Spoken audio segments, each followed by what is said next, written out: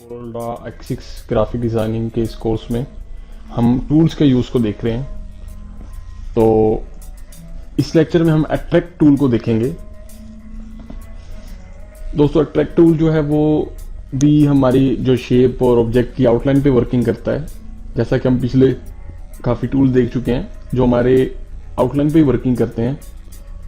तो यहाँ पर हम एक रेक्टेंगल ड्रॉ कर रहे हैं और यहाँ पे दूसरे टूल पे क्लिक करके रखिए तो 7वें नंबर पे आपको अट्रैक्ट टूल नज़र आ रहा है। इसको क्लिक कर लें।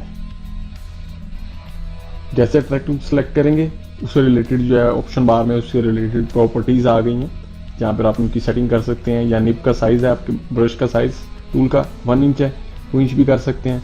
और यहाँ पर उसकी जो स्पीड है इसको आप मैक्सिमम 100 कर सकते हैं और कम से कम आप 1 कर सकते हैं। जितनी आप चाहें उसको एडजस्ट कर लें। और यहाँ पर पेन प्रेशर लिखा हुआ है, ये हम पहले भी देख चुके हैं। ये पेन की जो वर्किंग की पावर है उसको ज़्यादा फाज़िया तौर पे काम करने के लिए यूज़ होता है। अब हम इस अपनी शेप को सिलेक्ट कर लेते हैं और इसकी आउटलाइन के ऊपर आके क्लिक को दबा के रखते हैं। तो देखें, जैसे मैंने क्लिक को दबा हुआ है, इससे मेरा क्लिक दबा हुआ है और मेरा माउस जहाँ जहाँ पर जा रहा है शेप उसके पीछे पीछे आ रही है। अगर शेप रुक जाती है अब दोबारा उस पर क्लिक करके रखें और दोबारा उसको आहिस्ता आहिस्ता से किसी भी जगह पर खींच सकते हैं। तो ये भी स्मग ब्रश टूल की तरह वर्किंग करता है, पर इसके अंदर नोड जो है वो हमारे ब्रश के साथ साथ हमारे जो कर्सर को फॉलो करता है और उसके पीछे पीछे आता है। यहाँ पर हम जो इसकी स्पीड है उसको 100 कर देते हैं और अब आप देखते हैं ये सिलेक्ट कर लिया हमने और क्लिक करके देखें। अब आपको ऐसा नहीं करना पड़ा, स्पीड से भी आपका टूल काम कर रहा है।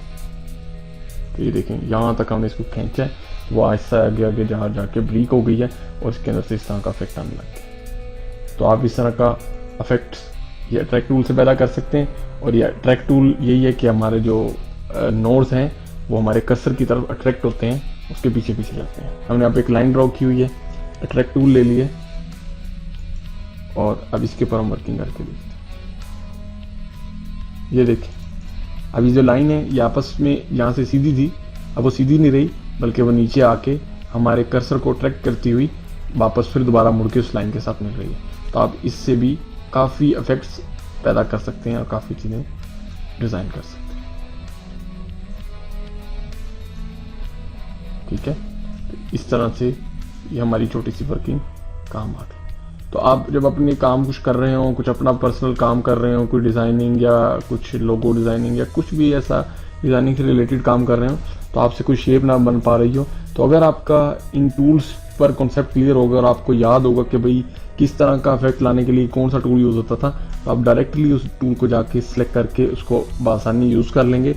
और जो काम आप काफ़ी मेहनत करने के बाद जो डिज़ाइन बनाते हैं वो आप इन टूल्स की मदद से आराम से किसी शेप को भी उस डिज़ाइन में ढाल सकते हैं।